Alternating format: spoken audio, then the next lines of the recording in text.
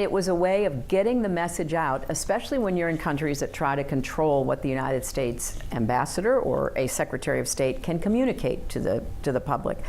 So it was both a tool to convey information, but also it became a source of information. What are people saying on social media about the United States, about our policies? And then we saw through the era of the Arab uprisings how many of those were catalyzed and organized by social media. So we have to be on social media.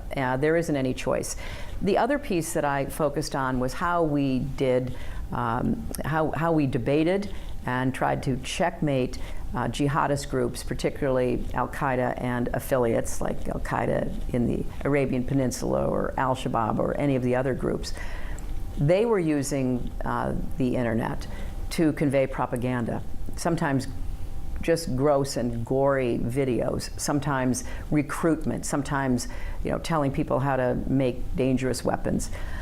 So I recommended forming a group inside the State Department to monitor their media and to be not just passive observers, but to intervene, to basically get in there, those chat rooms and those discussions and saying, who's killed more Muslims in the last 30 years? The jihadists. Who goes after innocent women and children? The jihadists. And to really take the fight to them informationally. We did a great job in past years, particularly in the struggle against international communism, in being out there, sending artists and speakers around the world to convey American ideals, standing up for our values through culture and media, Voice of America, and all of our related efforts.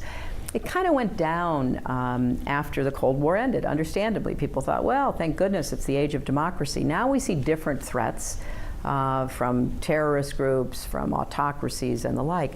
We have to get back into that information exchange. We have to be standing up for our values. We have to be calling out the people who are saying and doing things that are antithetical, not just to the United States, but to people of good faith everywhere.